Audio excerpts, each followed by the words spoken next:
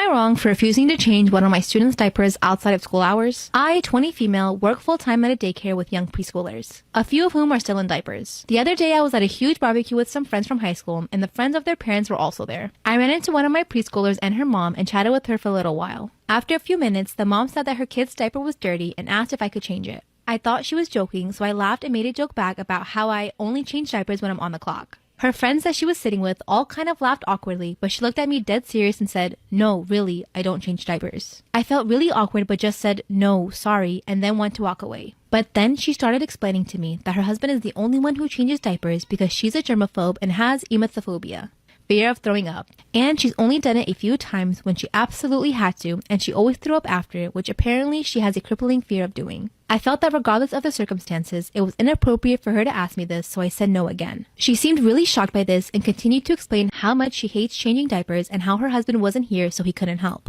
I just told her that I don't like changing them either, and I think that it's inappropriate for her to keep pushing this when I have already told her no. She then said, "It's devastating to me to learn my daughter's favorite teacher has so little empathy." And after that, I just walked away. A few minutes later, I saw her putting the kid in the car and leaving, so I assumed she went to wherever her husband was to have him do it. I texted my boss to tell her what happened because I'm about to go on vacation and I assumed that the mother would say something to her about it. My boss just told me that I could tell her about it in more detail when I get back, and she let me know if the mom said anything to her, but it seemed like I was in the right in saying no. I don't think I'm the asshole in this situation. I am not her employee, and even if I was, I still think that's not something you should ask someone to do outside of work hours. I do not know this mom at all. We rarely talk at pickup or drop-off, and she was sitting at a table of her friends who I presume know about her situation and would have been better people to ask for help. I think if she would rather let her kids sit in a dirty diaper for the car ride home instead of changing it herself, she shouldn't be going to places without her husband. The only part of this that makes me feel like a little bit of an asshole is the fact that the kid had to sit in their own poop for the car ride home. I just assumed that once I left, she would either ask one of her friends or suck it up and do it herself. So, am I the asshole? Am I the asshole for demanding my fiancé and his mom pay for a new wedding dress? Me, 26 female, and my fiancé, 28 male, have been engaged for 4 months. We're planning on having our wedding on October 18th. My future mother-in-law kept annoying me and sending me suggestions it was stored in a safe place so it didn't get ruined. Yesterday, I got back from my mom's house, and I found that my fiancé wasn't home. Neither was the dress. I called him immediately, knowing that he must have taken it to show it to his mom, since she continuously asked to see it and refused to have me send her pictures of it. I was so mad when it was confirmed that my fiancé took it to show it to his mom, and he said he was going to be home in 30 minutes after he went to the supermarket. I waited for longer than I had to, and then when he arrived, I ran to get my dress that was buried underneath grocery bags. I took it to check on it, and its zipper was broken, and the dress itself was stretched out. I was like, what the fuck happened to it? My mother-in-law must have tried it on, because it looked ruined. I had to call my mother-in-law when my fiancé told me his mom and sister took turns to try it on. I was absolutely livid. She told me she did nothing wrong and that I was making a big deal out of it. She said she'd get a replacement for the broken zipper, but I told her to pay for a new dress since it was stretched out and no longer fitting. She refused and said that I probably wasn't happy with my dress choice and wanted for her to pay so I could get a new one. My mom said she'd pay for fixing it, but I just hate it now that someone else wore it before me. I'm mad at both of them and seriously considering postponing the wedding. Do it. The mother and the sister, emotional incest. You tried on that wedding dress because you want to fucking marry your son. Am I the asshole for refusing to let my niece swim in our pool with the other kids? Last week was my son's 12th birthday party. My family showed up to our house. I greeted my sister, who said she wasn't planning on coming since my niece, 14, was on her period and didn't feel like going out, but thought this would cheer her up a bit. I welcomed them, and they sat in the living room to eat. I was watching the kids swim when my sister and my niece approached the pool. My niece was in her swimsuit, ready to jump in with the other kids. I stopped them and asked my sister if she was really going to let my niece into the pool while on her period. She said it was fine, really, and that she took necessary precautions. I don't know what that meant as a guy, but still, I knew enough about periods to realize things could get messy. I said sorry, but I can't let my niece into the pool with the other kids in fear of any accidents. She angrily said my boys literally pee in the pool while we were talking, so accidents my ass. I just politely told her I was sorry, but it's different when dealing with blood than with urine, which is way too common in pools, by the way. Again, I said I wasn't going to allow any accidents on my son's birthday and suggested other activities for my niece. My sister blew up, calling me a raging, insensitive asshole, then, literally, and out of the blue, told my niece to get dressed because they were leaving. My parents then asked what was going on, and my sister told them I selfishly and meanly told her daughter off for wanting to swim in the pool with the other kids, just because she was on her period. And then she left. Mom gave me a look and shamed me up and down for how I treated my niece and sister. I said I didn't tell them to leave, just didn't agree on letting my niece use the pool when she's on her period, especially since I've asked my sister if she's done it before, and she said no. I honestly don't want to have to deal with cleaning up a bloody pool for the sake of what? Family? I just felt it was inappropriate, and besides, it's not like she's banned from the pool for good. Mom said I was still in the wrong, no matter how hard I try to spin shit. My wife said I didn't overreact, but at least I could have been nicer about it. Was I the asshole in this situation? Yeah, you were the asshole. You have only boys. They definitely piss in that pool. But the little boys are not sharks. They're not going to smell one hit of blood and be like, all right, we're going to swim towards the niece. This man has no idea how women's body works, and there are 3 generations of women being like, you sound insane. And he's like, I'm not insane.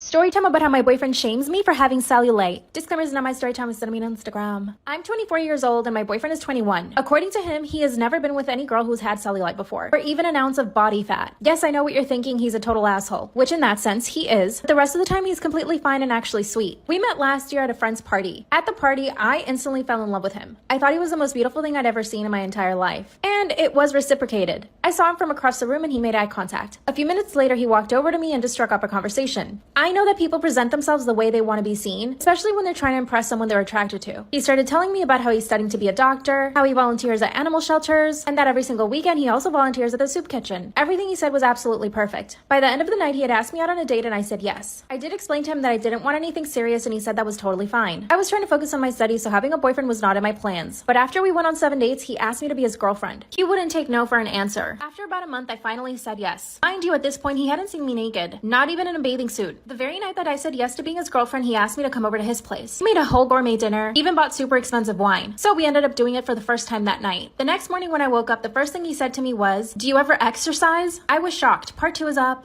Storytime about how my boyfriend shames me for having cellulite. Disclaimers are not my storytime, I sent me on Instagram. That's when he said point blank, super serious, "Do you ever exercise?" I just stared at him. I had literally just woken up in his bed after the first time we ever did it. Then I thought he must be joking. So I started to laugh a little, and then he says, "No, seriously, do you ever exercise?" I said, "Sometimes." Then he told me, "You should really try to work out at least 5 times a week." I went home and finally texted him saying that I wasn't comfortable with the way he spoke to me. That's when he said that what he said to me was completely normal, and that I shouldn't be offended. This was all in text, by the way. That's when he sends me another text message saying, "You know, you wouldn't have as much cellulite as you do if you didn't eat so much fast food. And if you exercise 5 times a week like I told you." I didn't reply to him for the rest of the day. Later that day, he shows up to my apartment and says, "You know, I should feel comfortable enough to tell you what I think about you." He somehow ended up making me feel bad and I ended up apologizing. Obviously, after that, I became really self-conscious about my cellulite and my entire body. So anytime we were together, I would always stay under the covers. By the way, my boyfriend doesn't have a great body. He's super soft and pudgy. Last week, he told me that he had abs though. Part 3 is a storytime about how my boyfriend shames me for having cellulite. Disclaimer, it's not my storytime, it's sending me on Instagram. One day he pulls up his shirt and says, "Look, I have abs." Which, no, he doesn't. He's super soft and has a thick layer of fat on it. I smirked and he said, "What?" And I said, "You don't have abs." Then he says, "Yes, I do. I'm in better shape than you." By the way, he said this in front of his friends, so I was super embarrassed and stayed quiet the entire day. He finally went to drop me off and I was so happy to be home. But he decided to come upstairs with me. Got straight into my PJs. And when I came out of my bedroom, he says, "Wow, your cellulite's getting worse by the day." That's when I finally broke. I turned around and started yelling at him. I told him he had no right to talk about my body the way that he did, and that all he does is objectify me. He started laughing and said, "Wow, those are big words," and that when we met, he thought that I was in better shape. My clothes obviously tricked him. I'm 5'4" and I weigh 130 pounds. I am by no means fat, but the way that he was bullying me was making me think that I was. That's when I told him that he was the fat one, and that he had a big huge beer belly. I also told him that his face was super round, but that didn't bother me. Oh yeah, and that his hairy back was gross. Then he said, "Wow, I can't believe you're attacking my physical appearance." Then he stormed out of my apartment, and as soon as he left, I felt happy. We haven't spoken in 4 days. I'm afraid that if he asks me to get back with him, I will. But I should just break up with him, right?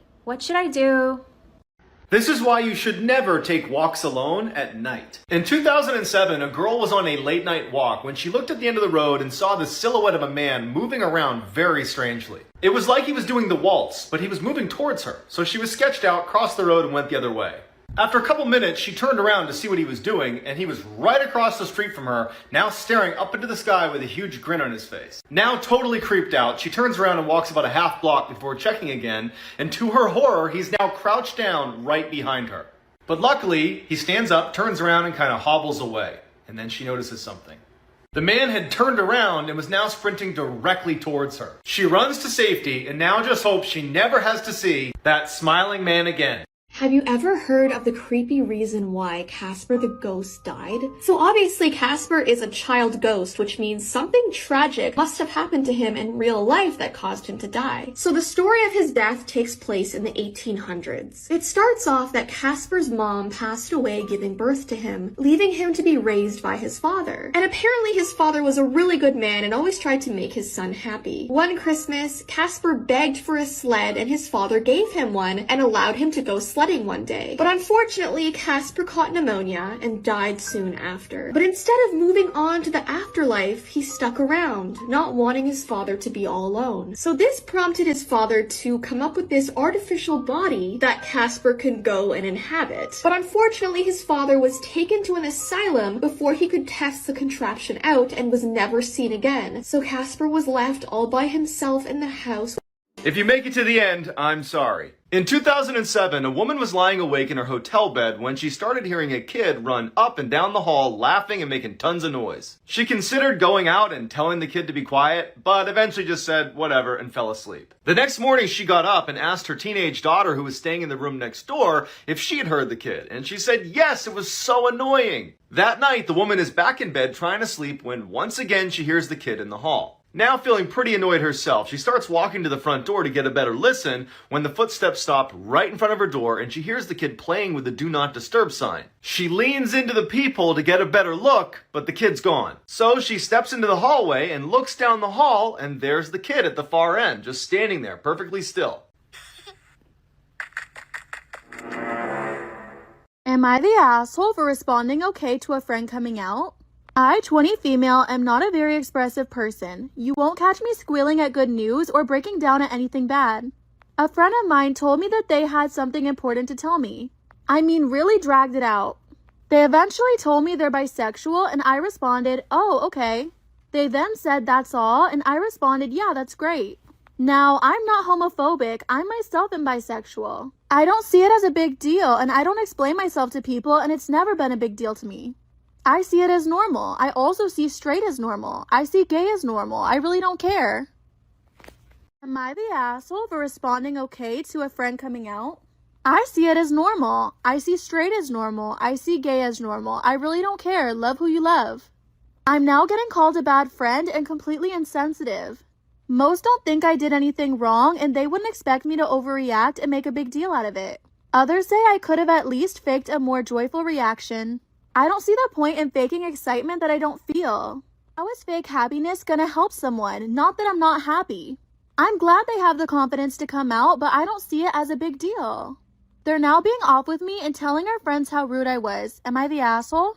Am I the asshole for getting upset and telling my dad his girlfriend didn't buy me a Starbucks drink? I, 17 female, have been living with my dad and his girlfriend for a couple of months now while my mom is visiting my sick grandfather.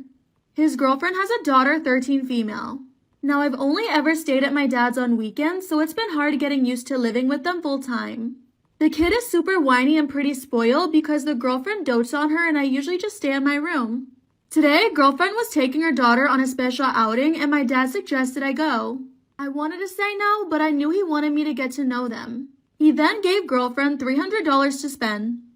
Am I the asshole for telling my dad his girlfriend didn't buy me a Starbucks drink? Remember that the outing was because she passed a math test. His girlfriend bought her a ton of clothes, makeup, and other stuff. On her way home, girlfriend stopped at the Starbucks because her daughter wanted a drink and some cake pops. She ordered for the two of them and I asked if I could get something. She said she ran out of money, but she'd get me something next time. When I asked if I could have a cake pop, she said I didn't do anything that deserved being rewarded. When we got home, Dad saw their drinks and asked where mine was. I said I wasn't allowed to get one because I didn't deserve it. His girlfriend got upset and said I was twisting her words. Can you solve this mystery? This is the story of the missing girl from a small village in Japan. All the clues are hidden in what I'm about to say. Once there was a girl named Madoka-chan who went to the park with her mother for a play date with her friend. While she was playing with her friend, her mom started chatting with the other girl's mom. When she looked back, Madoka was gone. The other girl said she went to play on the slides by herself and she hasn't seen her since. Madoka was reported as a missing person. Her parents and the police searched for months with no progress. 6 months later, her parents decided to try one last thing. They called a psychic. They brought in some of Madoka's belongings and when the psychic touched them, she went into a trance. She shut her eyes and said, "Your daughter is still alive. Her heart still beats and her lungs still breathe. Her eyes gaze at a luxury home. Her stomach contains only the finest cuisine." Her parents hugged each other, ecstatic. They knew their daughter was still out there somewhere. They asked, "Where is she now?" The psychic hesitated for a moment before her eyes opened and she said, "Madoka-chan is all over the world." What happened to the missing girl? Let's see if you can solve this mystery. Yes, this really did happen. In 2015, a man woke up to a strange post-it note sitting on his desk. On it was a to-do list that he didn't recognize in handwriting that didn't look like his. Since he was up late the night before doing some work, he assumed he must have written out the list when he was half asleep and kind of forgot about it, so he just crumples it up and throws it away. 2 weeks later, he wakes up to dozens of these post-it notes all over his wall, and they're all blank except for one that, in the same weird handwriting, says, "Our landlord isn't letting me talk to you." Now feeling totally freaked out that some crazy person is crawling around his apartment at night, he starts looking for signs of a break-in, but there aren't any. Instead of calling the police, he shares his experience on Reddit asking for help, and one user's comment literally saves his life. Turns out the man was writing the notes to himself and then forgetting, because his brain was slowly dying due to a carbon monoxide leak that was only discovered because a user suggested he install a detector. One of my friends always forgets her card. So I'm that friend where it's like, just pay me back. It's not that deep. Till she owed me £600 plus. She always says she'll pay me back. And I do follow up with, okay, here's my bank details, or have you sent it? But she will always say, yeah, I'll send it you tonight or this week. With me, I don't chase her for the money because I just think it's so awkward. Once I've asked once, that's it. So anyways, I work for a high-end luxury brand and we have a staff sale where we will get items at like 70 to 90% off. Delicious. Wow. I told my close friends and they were all down to buy. She racked up what she wanted and I overheard her boyfriend on the call say, "You can't even afford it, so why are you buying it just to not pay her back like always?" After I heard that, I asked for the money up front or I wouldn't process her order. Good for you. And she didn't go through with it, which makes me think she was not going to pay me at all. What do I do? This is why I always lock my doors at night. There was once a boy who got up in the middle of the night to go to the bathroom. While in the bathroom, he hears a loud noise and wanted to go investigate. But then he started hearing what sounded like large objects being dragged across the hallway. Now feeling scared, he runs into the bedroom and hides under his sheets, hoping whoever it was would just ignore a sleeping child. The door creaks open, and a man with no eyes and no clothing is dragging his parents' bloodied bodies into the room. This man props up the boy's father against the edge of the bed so he would be facing the boy, and puts the mother in a chair also turned towards the boy. It was as if the intruder wanted the boy to see the parents' bodies, but the boy just pretended he was asleep, trying as hard as possible not to make a noise. Then this man started writing something on the walls, and when he was done, he went under the boy's bed and stayed there for hours, until the boy found the courage to turn his head and read the message on the wall. It said, "I know you're awake."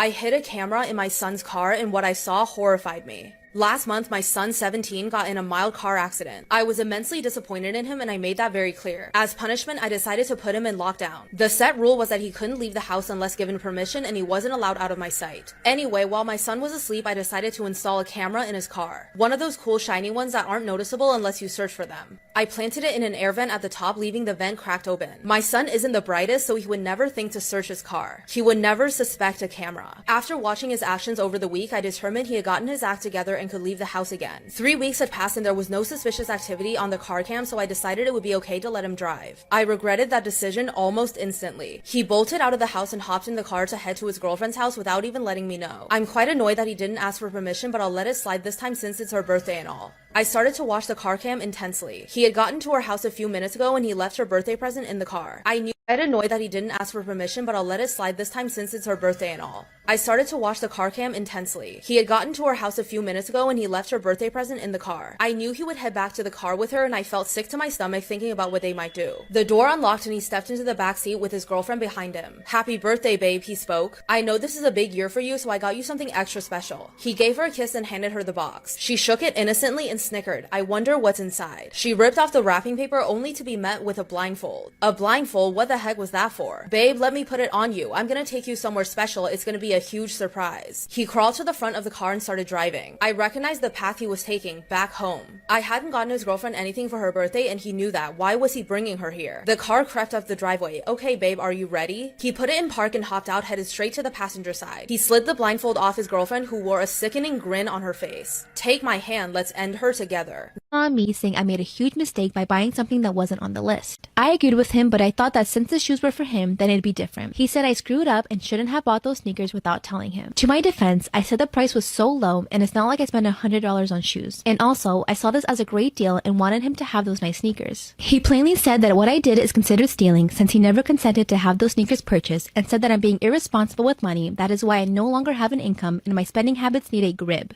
We argued about it for hours and he avoided speaking to me for the rest of the day. The next day, I went and returned the sneakers and took the money back. He got home in the evening and lost it when he found out. He said he couldn't believe how petty and childish I was to actually do this. I explained that I was just correcting my mistake. He tried to contact the store and was told the sneakers were already sold. He got even angrier with me, but I told him that he accused me of stealing from him when I was just trying to do a nice gesture. He yelled that I had a lot of nerve calling what I did a nice gesture while using his money to do it. I told him he had no right to yell at me. My 4-year-old daughter was supposedly asleep when I heard noises coming from her upstairs bedroom. I tried to listen but couldn't make out what was being said. I approached the room and she stopped talking. Thinking I alarmed her, I went into the room and at the time she was sharing it with her 3-year-old sister. I walked in and saw the 4-year-old sitting up in bed. I smiled and said, "Is everything okay?" She said fine, but her sister said they were keeping her up. I asked who, and my 4-year-old said sorry, but she was talking. When I asked her who she was talking to, my 3-year-old sat up and said, "The girl in the window, she said you were coming." I asked who the girl was, and they both said the girl comes and stands in front of the window at night and talks to them. Not knowing what to say, I said okay, tucked them in, and hung around outside their door. The next day, I asked about the little girl. They said she came back, but she was mad. I waited a few days and asked again. My 4-year-old said the girl in the window was still mad. I forgot about it for about a week when my wife said, "Who are the girls talking to upstairs?" Freaked out, I ran upstairs and both of the girls were sitting under the window looking up. This is why you should never stay in sketchy motels. In 2005, a young woman on a solo road trip across the country decided to stop for the night. The first place she sees is the Mountaintop Motel. It looked pretty cheap, but she was tired, so she said good enough. The check-in guy eyed her up and down very uncomfortably and then asked her if she was traveling alone. She ignores the question, pays for her room, and then walks away with the key. When she gets inside her room and sees there are literally cockroaches in her bed, she says nope and decides to sleep in her car in the parking lot. Around 3 a.m., she wakes up to see the check-in guy using his own keys to get into the motel room she was supposed to be in. A few minutes later, he storms out and slams the door and starts walking towards her car. Terrified, she hides under her blanket as the man tries to open her car doors but can't and walks away. She speeds off and calls her friend and asks her to look up the address of Mountaintop Motel so she can give it to police. Her friend's quiet for a second and then just says, "The Mountaintop Motel closed a week ago." Am I the asshole for asking my husband to be more sympathetic and accommodating to my daughter? I have a 22-year-old daughter from my previous marriage. I got married to my husband 7 years ago, and my daughter never got along with him for some reason. I admit that my husband did all he could to offer her guidance and support, but she made it clear she was not accepting him as a father figure. After 2 years of no contact, she started visiting us at our new house. Her and my husband started spending time together, and she even brought her fiancé along. All was good, and she even said they were planning to get married, but recently, her fiancé lost half of his savings, and they had to let go of the venue and other expenses. My daughter insisted insisted on having her wedding on the same date she chose because of how much it meant to her. She asked if she could have the wedding, which is now turned into a small party, at our house. My husband said of course and even offered to pay for some of the expenses, but my daughter told me that she only wanted family there and wasn't feeling comfortable with having my husband around. I was initially shocked by this, but then explained that my husband serves as a reminder of her broken family, although my husband and I met 2 years after I divorced her dad. But she said she had hopes for us to get back together. Am I the asshole for asking my husband to be more sympathetic and accommodating to my daughter? I said no, but she started crying, saying this is her only chance at getting her wedding without having to go broke. I didn't tell my husband right away because I wanted to see how he felt about missing the wedding, and he told me if I had something to say, then I needed to just say it. I told him what my daughter said and asked that he give her and her fiance and their guests 1 day, then he could come back. He lost it, saying he couldn't believe I'd agreed to such a ridiculous request. I told him it's 1 day, but he said it wasn't about leaving the house, but about missing the wedding of someone he thought was important to him. I felt awful, but said that it's her wedding and that I know it was unfair of her, but all he could do is be sympathetic and accommodating so this won't escalate and ruin their relationship any further. He shouted at me, calling me an enabler, and said that my daughter no longer was allowed in his house because of the disrespect, and then stopped talking to me about it. What he said made the argument worse. I understand he's hurt, but he should understand that he can't change how my daughter feels about him, and also not to mention that even though he bought the house, it's my house too. Am I the asshole for outing a girl's fake photos online? My 16-year-old son recently received an anonymous message informing him he was appearing on a stranger's Facebook page. He looked, and sure enough, there were photos of him on a girl's Facebook page purporting to be dating him with a whole fantasy life, including that he'd been in the hospital and other creepy stuff. There were all these elaborate stories about why she couldn't produce him in person. I quickly figured out the girl lived in our town. She was much older than my son. She claims 28 on her page, but who knows if she's telling the truth. She does look to be almost 30. My son was a bit scared by the whole thing, so I took over, posting the truth to the woman's page and posting on my page warning others about her. Am I the asshole for outing a girl's fake photos online? She lives in our town, which isn't all that big, so word traveled quickly and the jig was up. I've since gotten upset messages from the girl's family saying I should have contacted her directly and given her the opportunity to save face rather than ruin her reputation, that she was going through a rough time and I just made it worse. I'm sorry she's going through a rough time, but I also feel like the moment she brought my son into it, all bets were off. I do see where I went from 0 to 60 on this though, and I'm wondering if I'm an asshole for being so loud in public about it when I could have accomplished what I wanted, get her to stop using the photos without all the fallout. So am I the asshole?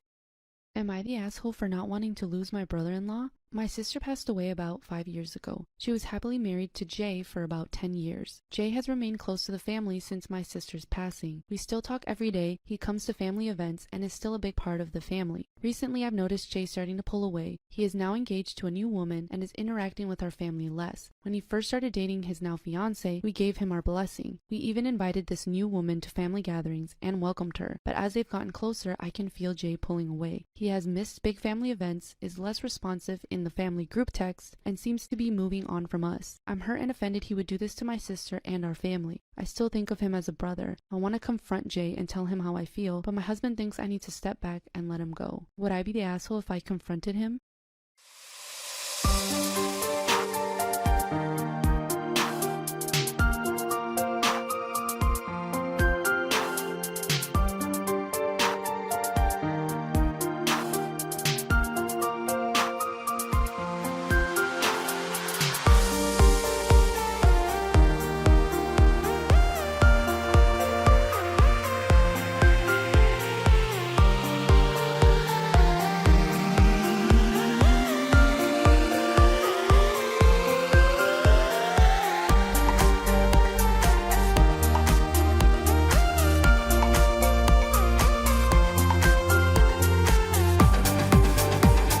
Am I the asshole for refusing to give my father the house my grandmother left me?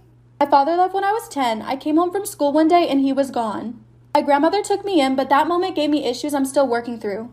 My grandmother passed away and I saw my father for the first time in 14 years at his mother's funeral. After the will was read, we learned that my grandmother had left me her property. My father was furious because he felt he had more rights given that that was his mother.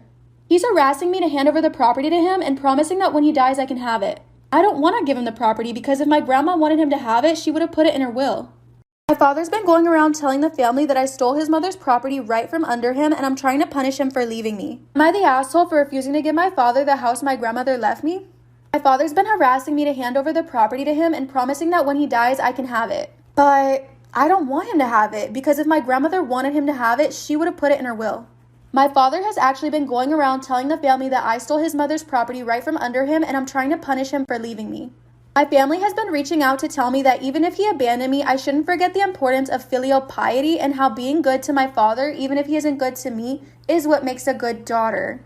I don't think I'm doing anything wrong, but the comments and suggestions are beginning to wear me down. So, am I the asshole? Am I the asshole for kicking my wife's father out of our wedding? My wife, 26, and I, 24, got married in early July. We decided to have a small 40-people wedding where masks were required, even for vaccinated folks. It was a dry wedding because my father used to struggle with alcoholism, and I didn't want to trigger an accidental relapse. This was years ago, but I just wasn't willing to risk it. Instead, we offered virgin drinks and soda. Well, my wife's father didn't like this. My father-in-law was old friends with my dad, and they'd gone through addiction together. My dad had taken the steps to get clean, but my father-in-law hadn't and still struggled. He constantly begged us to have an open bar at the wedding, saying that he didn't know if he could sit through the wedding sober. We ignored his request and held firm on the dry wedding. Well, that's when things went south. The ceremony passes and the reception begins. Everything is going well until we notice that my father-in-law is acting weird. Turns out, he had bought a case of beer and hid it under one of the tables before the ceremony began. He was pestering my dad to drink with him just like old times. I was furious, beyond furious. I immediately called him out for his inappropriate behavior and demanded that he left. He started screaming at me, telling me that I was a dumb B and the F slur. My father-in-law and brother-in-law left, but my mother-in-law was pissed. She acted as though I didn't understand that he was addicted. I knew that, and if he felt like he couldn't go one night without it, then he shouldn't have showed up. However, his behavior was completely unacceptable. My wife feels that I'm justified in what I did, but my in-laws won't even talk to me. So, am I the asshole? Story time about how I pretended to be deaf the entire quarantine. When quarantine started, I started an online course for a few subjects. To provide some background, these aren't my school classes or anything, and I've never met these people before. There are maybe 10 other kids in the class, and the teacher is actually pretty great. So the first 2 days go pretty well, but on the third day I mess up big time. We were in between a physics class that had already been going on for an hour and I'd completely gotten distracted halfway through. I have an incredibly low attention span, and this was already too much for me. When the teacher called my name to answer his question, I had no idea what he'd been talking about, so I tried to Google it. However, I have shitty internet, so it took a really long time to load, and the teacher was getting pissed as to why I wasn't responding and why I was typing. So, completely freaking out, I decided to text him on the Google Meet chat and make an excuse that my laptop's audio and microphone weren't working that day, and I had been reading the subtitles, which took a long time to load, so I hadn't quite gotten to his question. In my immense panic, I phrased it somewhat vaguely and said, "I can't actually hear. I've been reading the subtitles and they take a long time to load." To which the instructor said, "Oh, I'm so sorry. I wasn't aware that you're deaf." In my intense panic and anxiety, I just went along with it. Dumb as hell, I know. It actually worked out fine. I tap out all the answers that were sent to me and even bought a hearing aid sometimes in Word in class. Now I say sometimes because I don't actually have the focus and commitment to remember to put it on every class. When asked about it, I told people in the class that even with the hearing aid, I can't hear much, so I don't usually bother wearing it. They bought it. Everyone in class liked me a lot and they found me very endearing. There's a girl, Carla, who said I had the most beautiful smile she's ever seen. So this was actually going really well for me.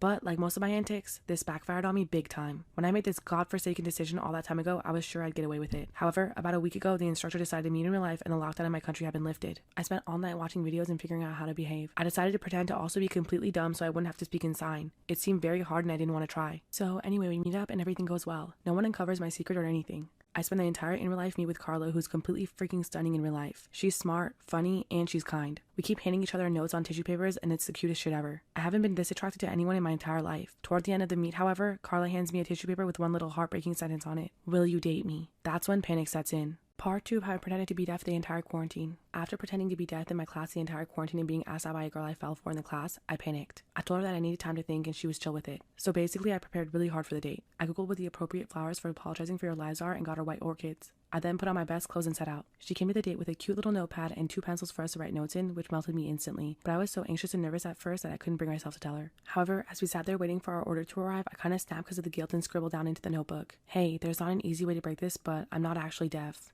Or dumb." To which she replied with, "I know you're not deaf, but you are pretty dumb," with a smiley face. At which point I said, "What the F?" out loud. She then laughed and explained that she thought I was so cute that she Googled me long ago and found my Instagram, which has highlighted stories from concerts where I'm screaming and vibing. So she only asked me out to figure out how long I'd keep it going. So she was actually playing me the whole time. I was feeling pretty bummed that she only wanted to date me for that, but nevertheless, I apologized profusely and explained everything. I told her that I totally understand if she wants to end the date now, but she didn't. We had a great time and aren't officially dating or anything, but we do have a second date planned. She also told me that while she understands why I did what I did and that anxiety, especially social anxiety, is so hard to deal with, but she also believes that I was a little offensive, especially with the hearing aid. She explained to me why that was so insensitive, and I'd like to apologize for anyone that I might have offended. It really wasn't my intention. Also, for our second date, we're planning to volunteer at a center for deaf kids so I can redeem myself. I'm also learning the basics of sign language for the visit next week.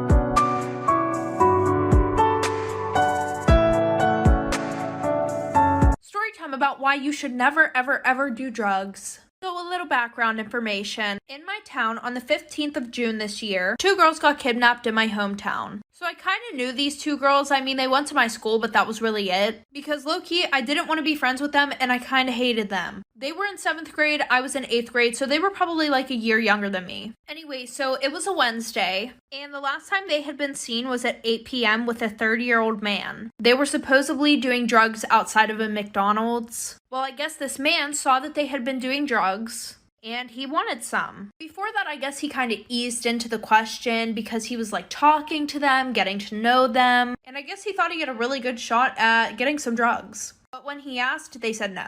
So then he asked a few more times and they finally gave them to him, but whenever they got closer, he grabbed both of them, put him in his van, and drove off. And he hid them in his house. Like for part 2. Part 2 of why you should never, ever, ever do drugs. So like I said, he asked for them again, and finally the girls decided to give him some. But when they got closer, he grabbed both of them and shoved them in his van, drove off.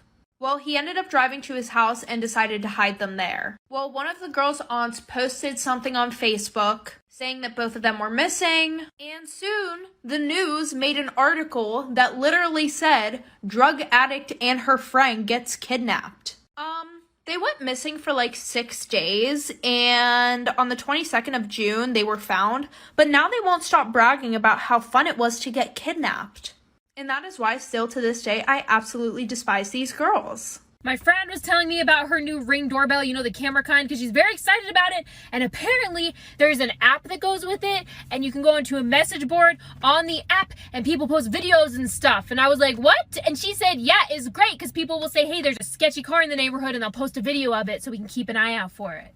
And I was like, you're telling me that means there's a high chance that I'm on somebody's Ring message board somewhere and people are like, hey, this crazy lady has been driving around our block for the last hour screaming Adele at the top of her lungs. That's my private me time in front of your houses that I'm having, and people just have a video of that probably. A nice lady got in my head a couple weeks ago because she said, wow, you make really intense eye contact. And I said, oh, sorry. And she said, no, it's good that you make eye contact. That's a compliment. It's a good thing that you make good eye contact with people.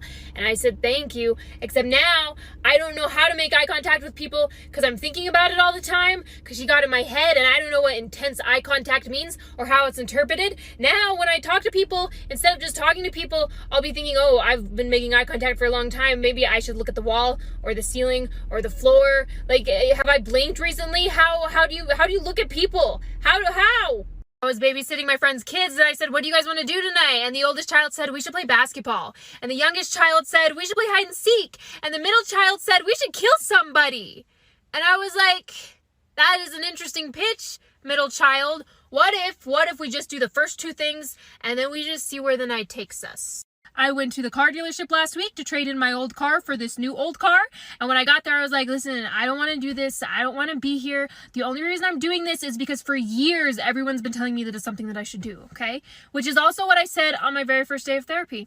And the car salesman said, yeah, of course, like I could take you around, show you a couple cars. And so we found this car and I was like, I'll take it. Never mind. No, I won't. Yes, I will. I do want it. No, actually, can we go look at the Subaru? No, I'll take the car. I do want the car. No, actually, can we go outside and look at the car just one more time? Because I'm not sure. And I was up and down and then I started to get emotional and I was like, I'm sorry, it's just like, I don't want to trade in my old car because I really love my old car and there's so many memories and like, it was my very first car I ever bought and I don't want to get rid of it, you know?